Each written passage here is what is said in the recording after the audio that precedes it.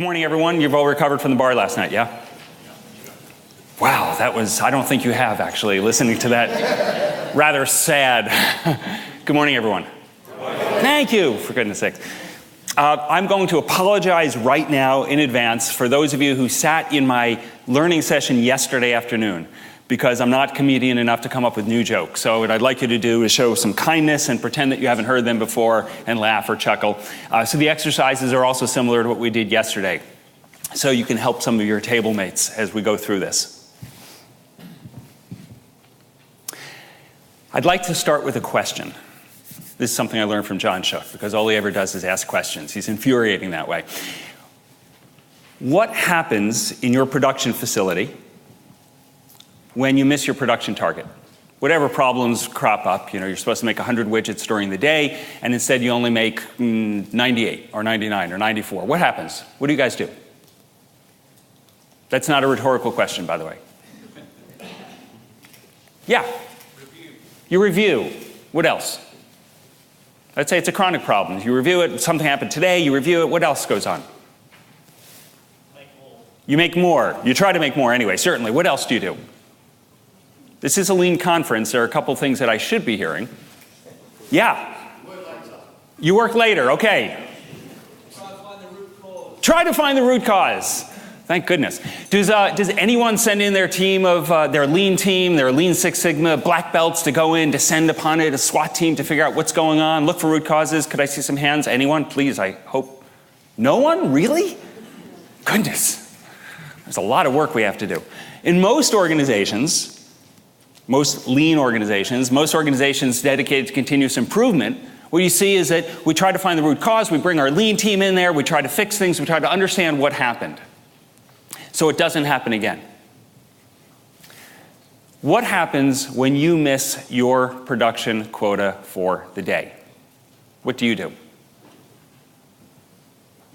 That is also not a rhetorical question. What do you do? When you miss your production quota, you wanted to get X done during the day, what do you do? Add it to the next day. Fabulous. What else? Work late. Does anyone come in early in the morning, the next morning? Yes. Does anyone stay later that night? Does anyone work on the weekends? Catch up. Does anyone work on holiday? Does anyone skip a day of holiday? Maybe that's just an American thing. I don't know. With our fabulous 2 weeks of vacation. Right. So we work late.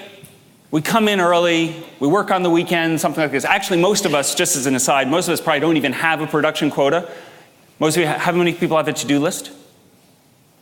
Yeah, right. It's not really a production quota. It's more like a wish list, isn't it? It's just some sort of infinite thing you'll never see the bottom of, and good luck. But it's not really a production quota. You don't say, this is exactly what I'm going to get done today. It's just, I'd like to get all of these things done. So we have here a situation where when something goes wrong on the shop floor, you try to find root causes. When something goes wrong for you, you just work later, come in earlier, work on the weekends, things like this. How many people are familiar with the metaphor of the lake and the rocks, or the river and the rocks? We try to lower the water level to reveal the rocks. Can I see hands? Just pretty much everyone. Terrific.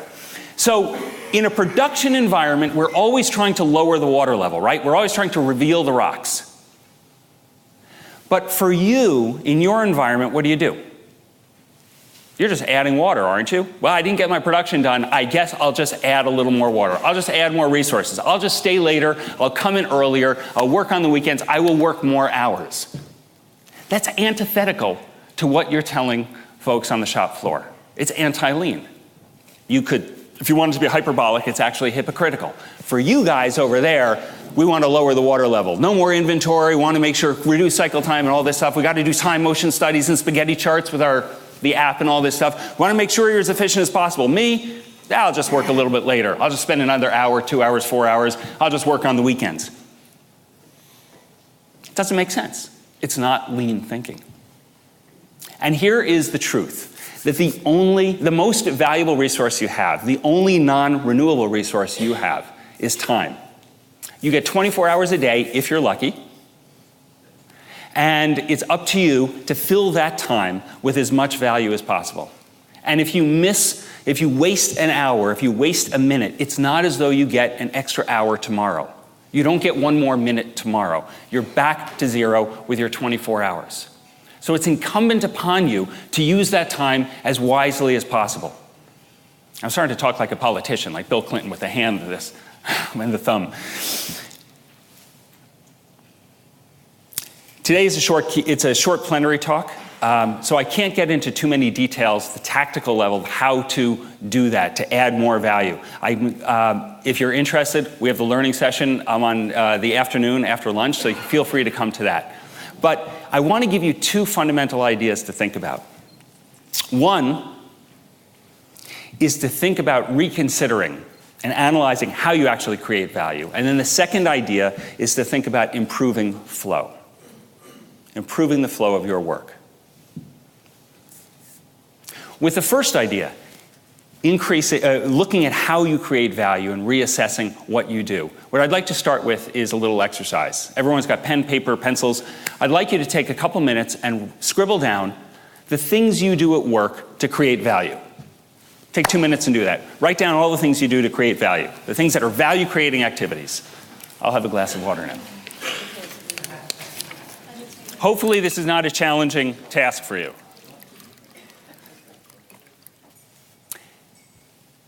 And now what I would like you to do is right next to that, I'd like you to write down the things that you do that are pure waste or non-value added. What are the things that take up your time, that keep you from producing value during the course of the day?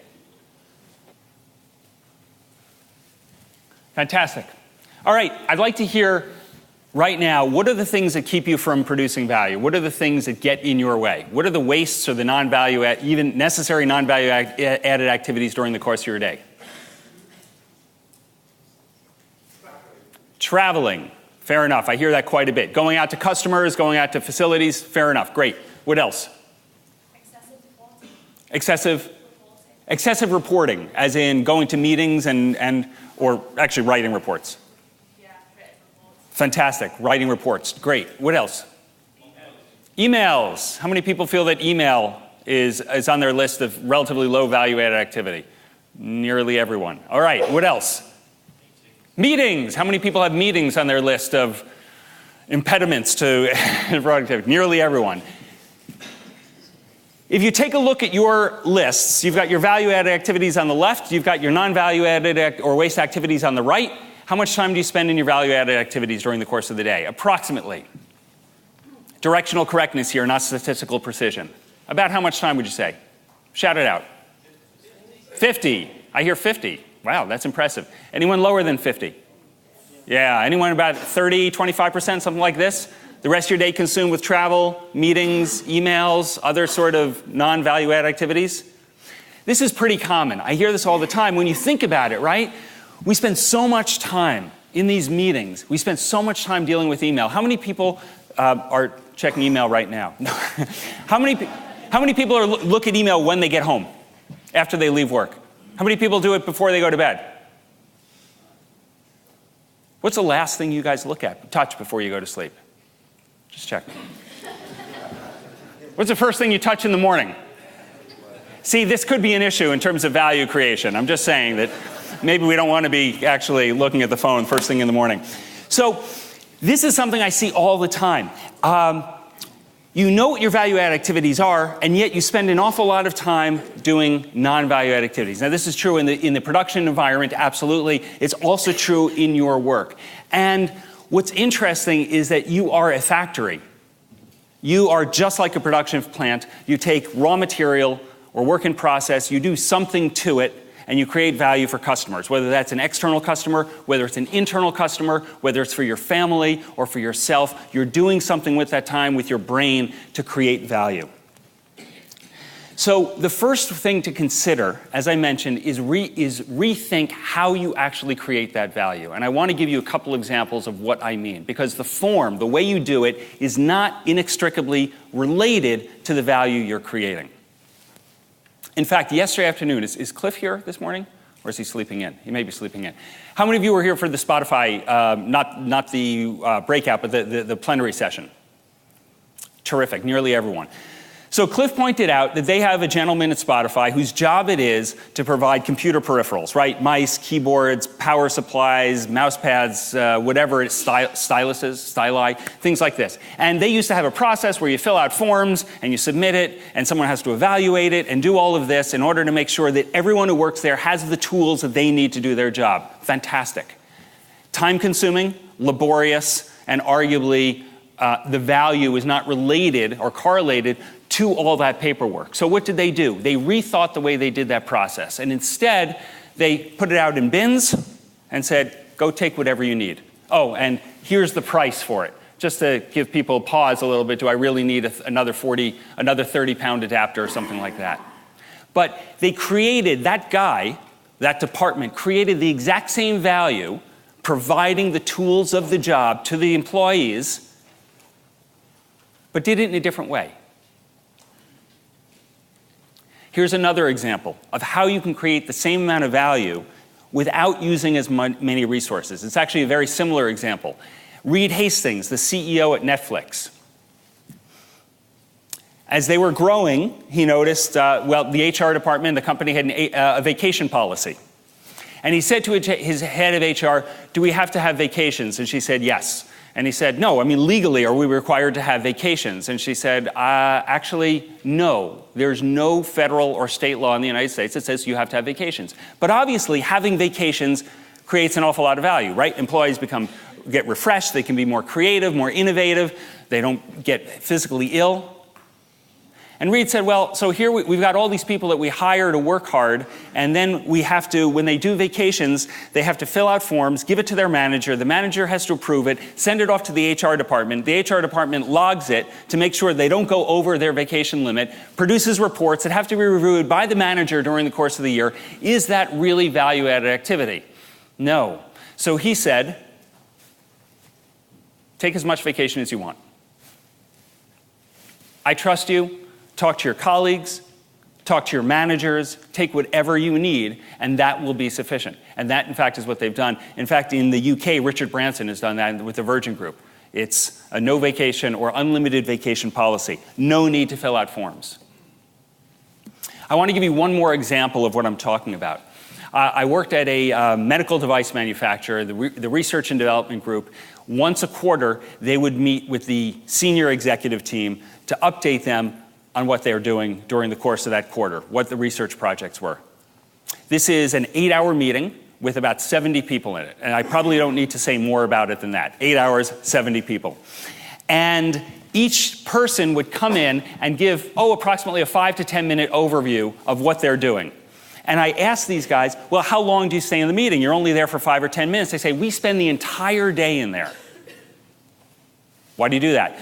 Well, because there might be serendipity. I might hear that this guy is working on something that would actually be relevant to a stent that I'm designing, or a new metal alloy you're working on that might be helpful for a guide wire that I need. And therefore, there could be serendipity. There could be luck. I might learn something that's terrific for me.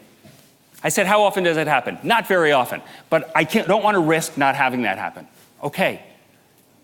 So they're spending 8 hours hoping that lightning strikes, hoping that they get lucky, hoping that they learn something that could be useful for them.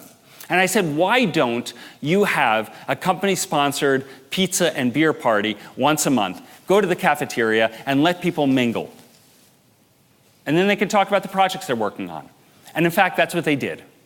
And now, instead of once a quarter hoping that lightning strikes, they get pizza, beer, they get to have casual conversations, they get to build those stronger human relationships.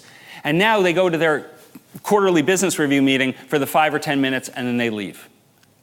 And so they're creating that same value. They're getting the same benefit, but in a different form that's more productive, that's less wasteful. And I would argue that you could do the same sort of thing. If you look at the way you create value, if you look at the way you work, that there are a lot of things that could be done differently. How many of you have staff meetings once a week, something like that? How many of those are status updates? How many people have status update meetings? Yeah. Think about it. I actually lied earlier. I said that the The rarest, most valuable thing is time because it's non-renewable. Actually, the rarest, most valuable thing is time when everyone can get together in one room. And you take that time to push information on people. Let's have a status update. I'm going to tell you all about this stuff, whether it's relevant to you right now or not. What if you went to information pull? What if you put on the server, everyone had standard work that once a week or once a day or whatever the cadence is, you put the status information up on there. Or what if you had a visual project board where all the status was there and you could pull the information when you needed it and when you were ready? You could cut out an enormous number of those low value added meetings, which incidentally tend not to start on time, tend not to finish on time, and tend to ramble off into the weeds and not help anyone. I'm seeing a couple of smiles that this is hitting home. The value comes from sharing the information, but it doesn't have to be shared in a stodgy, fossilized meeting from 9 o'clock to 10 o'clock every single Tuesday, whether you need to go or not. So that is the first idea. Rethink the way you're creating value. Rethink what you're doing, because the way you do it is not tied inextricably to the value you're creating. So the second idea I want to introduce is the notion of improving flow. And when I worked on my first book, I was really struggling with how to translate the concept of flow in material flow and factory flow with flow for an individual. What does that mean? And then serendipitously, there's my word of the day. Serendipitously, I ran into a book by a guy named Mihaly Csikszentmihalyi, which is nearly impossible to spell. If you come to the afternoon session, you can see how to spell it. Mihaly Csikszentmihalyi is a Hungarian, now he's Hungarian-American psychologist. He works at the University of Pacific in California, and he wrote a book, fortunately called Flow. And the way he describes flow is what in the United States we would call getting in the zone, where you're dealing with work that's just at the right level of challenge. It's not too difficult and it's not to frustrate you. It's not too simple that you get bored. Have you had those experiences when you're just working and 2 hours goes by, it's like 15 or 20 minutes, you just can't believe time's gone by? That is flow. And in states of flow, you are incredibly productive. You're incredibly productive. The problem is that our offices are death to flow. They are the mortal enemies of flow. They are designed specifically to reduce flow or eliminate flow. And that has serious, very, very serious consequences. And I want to show you a little bit about what that looks like. So I got one more exercise for you this morning. If you could grab a piece of paper again and a pencil or pen. I'm going to need my official stopwatch for this. What I would like you to do is draw 2 horizontal lines. Let's see. I've actually prepped this. I made a slide with 2 lines. It's very impressive. Maybe, 6 or 8 centimeters long, maybe about a centimeter and a half apart, something like that. And I don't want you to write anything yet. Don't write anything at all. I just want you to listen. So on the top line, you're going to be writing a sentence. On the bottom line, you're going to be writing a series of numbers. On the top line, the sentence you're going to be writing is multitasking is a lie. Don't write this yet. Pencils down. Multitasking is a lie. On the bottom, you're going to be writing numbers. And each time you write a letter, you're going to write a number. So it's going to look something like this. You're going to write M and then 1, and then U, and then 2, and then L and 3. So you're going to alternate letter, number. And I know this seems asinine, and it is, because no one would actually write this way. But bear with me, because it's an experiment, it's a demonstration. It's a lean exercise. So you're going to write letter, number. And what I'm going to do, because I'm so kind this morning, I'm going to time you. And what I'd like you to do is hold up your hand when you're done. And keep it up. But don't start yet. I will tell you right now, there are 18 letters in the sentence. We'll see if everyone gets 18. You may not. It's a challenge, of course. So again, I have to say this explicitly because there's always one person in a group that gets this wrong. Do not write multitasking is a lie, 1, 2, 3, 4, 5, 6.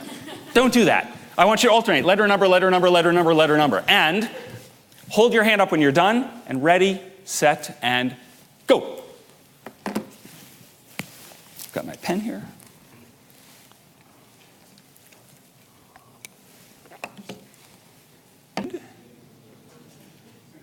I think the laggards now are just people that haven't participated. Let's go another, there we go.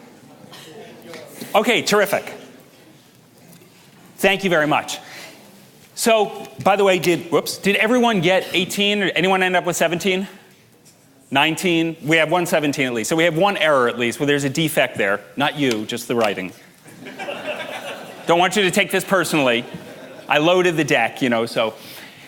Two more lines, please, because lean simulations is always at least 2 rounds. 2 more lines, approximately the same length and width and height. And this time, you're going to do it, and you know where I'm going with this, of course, because you're lean geniuses. This time, you're going to do it the way an intelligent, normal person would write. You're going to write multitasking is a lie on one line, and then the next line, you're going to write 1 to 18. Hopefully, you'll all manage to get 18.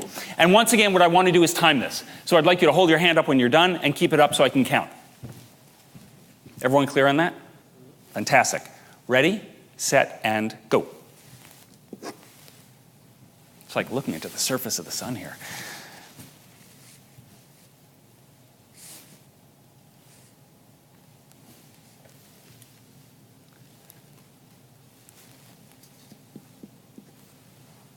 Phew.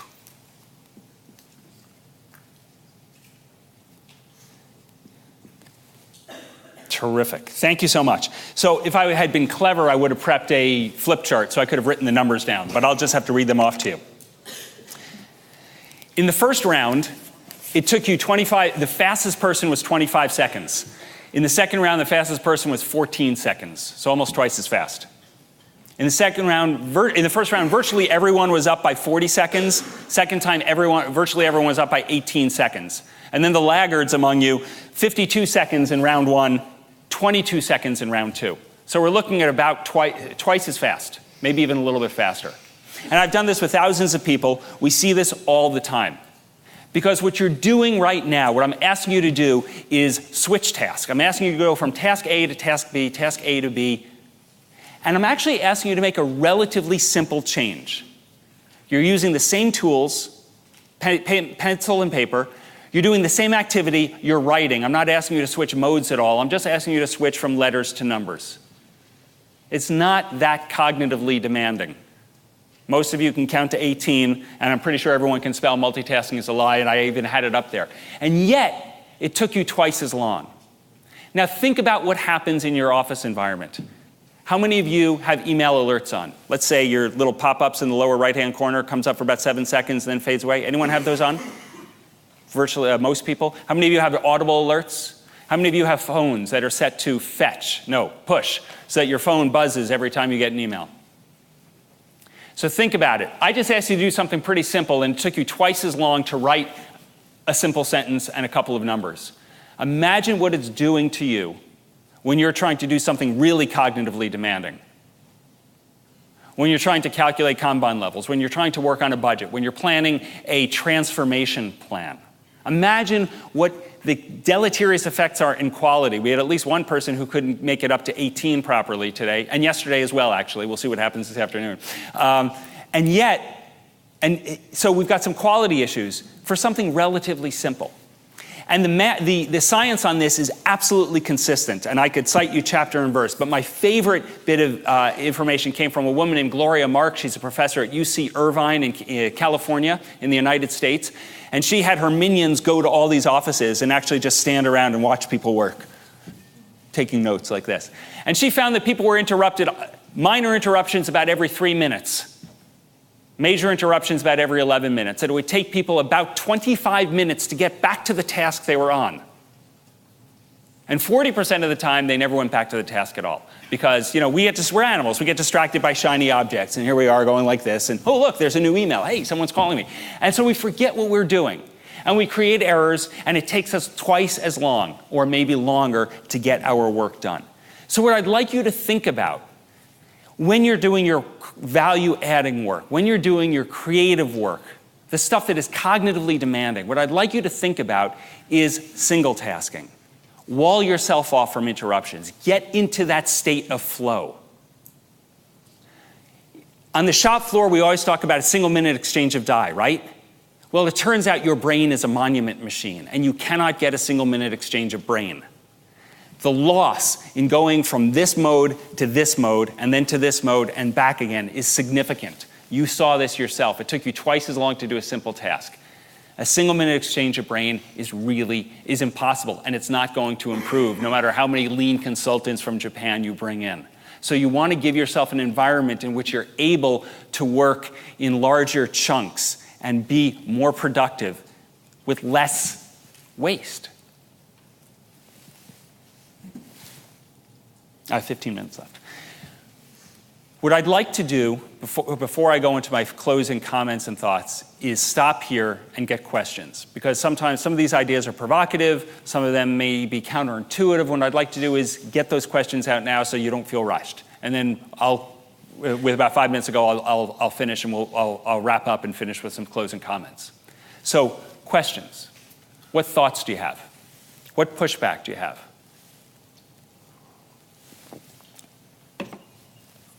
People are either unconscious or the force of my argument is so overwhelming that you have no rebuttals, no questions. And the clarity of my presentation is such that we've got one question there, one question back there.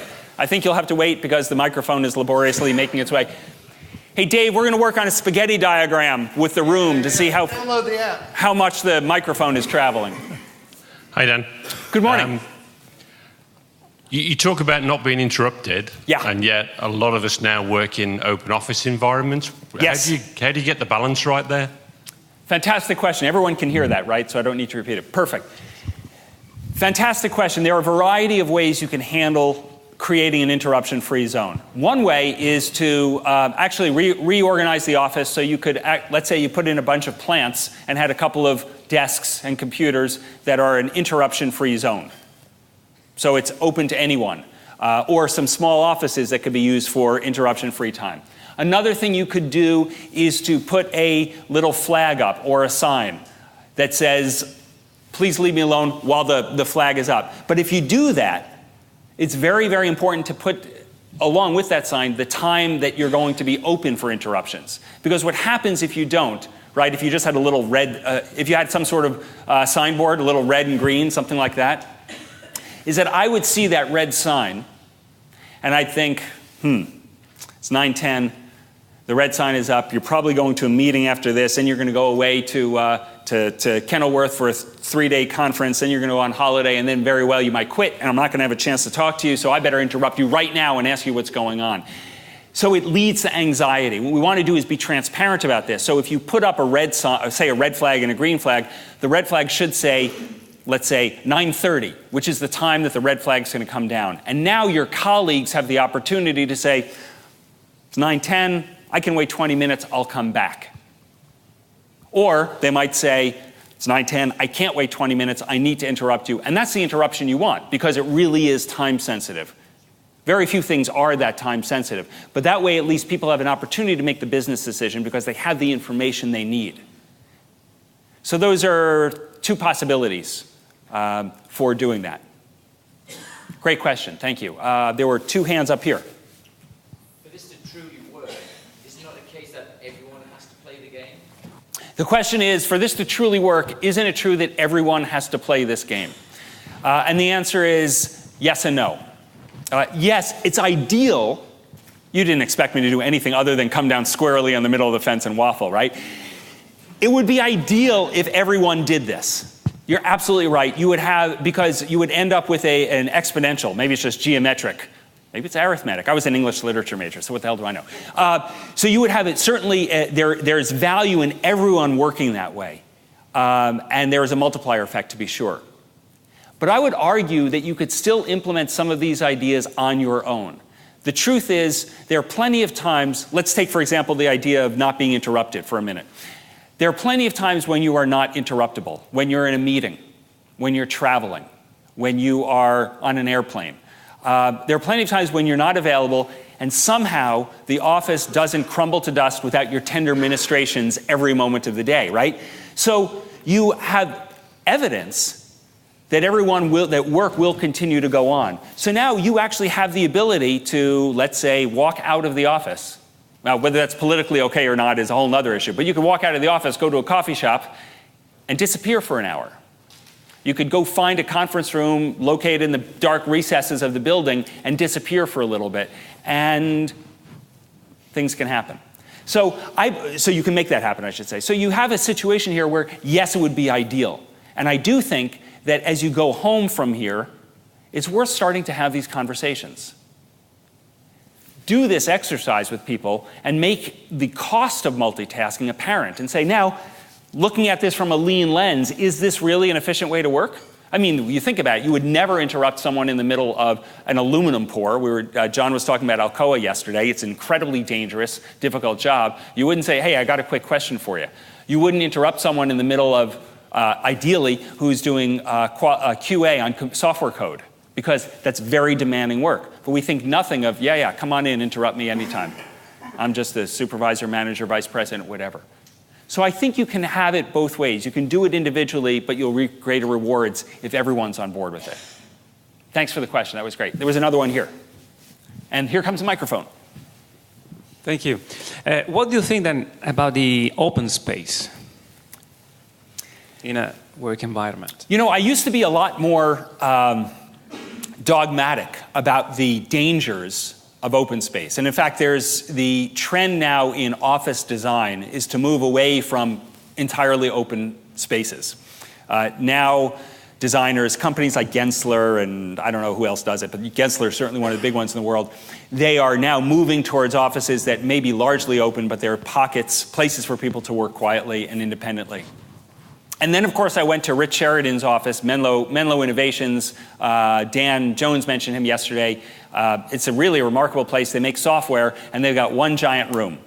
And not just one giant room, but they've got one big table, pretty much. And everyone sits together. And they're talking all the time. So they make it work. Now, Menlo Innovations is a very, very unusual environment. It would be difficult to replicate, and if anyone has a chance to go, I certainly encourage you to go, but just don't go in the winter because Michigan in the winter is way too cold. But I think that if you have an open plan office, it's worth thinking about creating pockets or pods or rooms where people can have time to work uninterrupted. Because maybe you're in an environment where you can't just nip out to a coffee shop or you can't find an empty conference room because it's just not the way it's laid out. And as I mentioned, I've seen some companies been really affected by creating, let's say, 3 or 4 or 6 workstations, desks, computers, and whatnot, where people, that's the no interruption zone. And there's a sign that says no interruption zone, and maybe it's protected by plants or something like that. So I think providing a place for people to work quietly is important, unless you're Rich Sheridan in Menlo. What other questions do we have? All the way in the back. I would agree on 90% of what you've said, but I have a different opinion on the meetings you've just mentioned. So Please. I guess there are bad meetings, so a lot of push information, a lot of blah, blah, blah. I did this, and that. Those were my successes, and there are good meetings. So they are scheduled in a reasonable frequency, and when we focus on deviations, on problems, not on everything, and then that also ensures management by established facts, and I get the managers to the Gemba, let's say. Yeah. This is what we call shop floor management. I guess this is quite reasonable and a good way to do so and to have meetings, because that also helps us to reduce what you mentioned at the end, the email floods and so on. I prefer to have meetings, short meetings, perfectly organized meetings, maybe once a day or once a week or whatever, where we exchange directly instead of sending emails back and forth. And yeah, maybe I pull the information out of my computer, maybe I don't. So here I have a little different opinion on meetings. Of course, must be excellently organized, but I guess we can have a good meeting culture. You know, I fully agree with you. Let's face, you are knowledge workers, you're creating knowledge, and one of your factories, one of your shop floors is a conference room where you can have conversation and discuss and analyze and synthesize and create. So I'm fully on board with that. Not all meetings are crap. Many of them are. And what's fascinating to me is that we don't hold our meetings, our productive meetings, to the same standards as we do our productive shop floor. Could you imagine starting your production line 10, 15 minutes late because someone just didn't show up? Oh, sorry, there's no one working the drill press today, or not for another 10 minutes. I don't know where Susan is, but we'll just wait.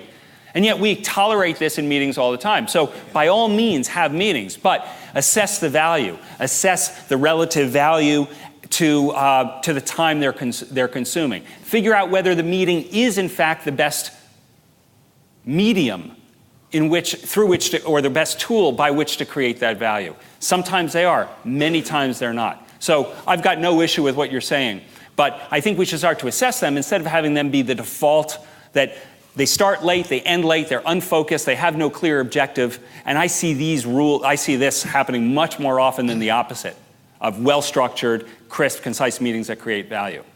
Dan? And we should hold it to the same standards. Just looking at the time, but just one more question. Yeah, and then I'll close. And then you can wrap, yeah? The question that I have is the following. There's a difference between a status report that you exchange and looking the people eye to eye. Mm-hmm. At least when I have those meetings, there's a very different kind of commitment behind that. When you look in the faces of the people and say, okay, where are we standing?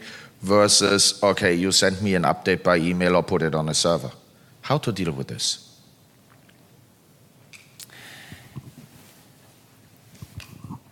Interpersonal communication, contact is absolutely important. And so again, I want to emphasize that we don't want to throw the baby out with the bathwater, as we say in an American idiom. We don't want to get rid of the value we don't just say cut out all the meetings. But what we need to do is be sure about if we're using the right tool. What kind of meeting is valuable? Maybe I do need connection with people, but it doesn't have to be in a conference room with 7 people all at 9 o'clock on Tuesday, from 9 to 10 o'clock. Perhaps it's better to go to the shop floor or to go to their office space. Perhaps it's better to sit down. Maybe it's better to have a cup of coffee with them, to have that communication and do it more frequently and in a private way. I don't know what the answer is because, of course, every situation, every person is idiosyncratic. But what is important is for you to think about what it is you're trying to accomplish and then determine if you're accomplishing it in the most efficient way. And that is a question. That's an analysis that I find all too often we don't do. So I think it's important to consider that as opposed to just going to a default meeting of some sort. So I would like to finish up. There are more questions, and I'm here all day, so I'm happy to answer more of them. But I want to finish up with these thoughts. That everything I've said, you actually know already. None of this is a Copernican insight. It's not as though I've figured out something that no one ever has. You know all this. In fact, you live with the vacation paradox all the time. I call it the vacation paradox, which is that you don't get your work done each day. You always say, I have too much to do. And yet, before you're going on holiday for 2 weeks or 3 weeks, somehow, magically, you get all of the work done that day, plus the backlog, so that you can go away with a clean desk. Now, that should be impossible, but it's not. Because what do? You start to single task. You start to focus. You don't allow yourself to be distracted. You create more value. Instead of going to an hour-long meeting, maybe you have one-on-ones. Maybe you send emails or you phone call instead of going emails back and forth. You know all this and you do it all already. What I'd like you to think about doing is making that a consistent practice. I was, 3 days ago, when I got to London, I went to the Churchill War Rooms, and because Winston Churchill is one of my heroes. Churchill, it's a fascinating place if you have a chance to go. For those of you who don't know, Churchill, during the war, took 1 nap a day, 2 baths a day. He dictated and started writing his 6-volume history of World War II. And by the way, was also Prime Minister of England and was fighting the Nazis. Now, I recognize you guys are very, very, very busy. I know you've got a full day and a lot to do. But I would argue that if Churchill can take a bath, a nap, 2 baths, write a 6-volume history of World War II, which won a Pulitzer Prize, and managed to prosecute a world war, I think maybe that there's an opportunity to squeeze a little more in your day if we're able to focus on what's valuable. So please think about that. Think about what you can do. Think about how you can start creating more value, not just professionally, but personally. And do me one more thing. Just promise me that the last thing you touch at night is not, in fact, your smartphone. Thank you very much.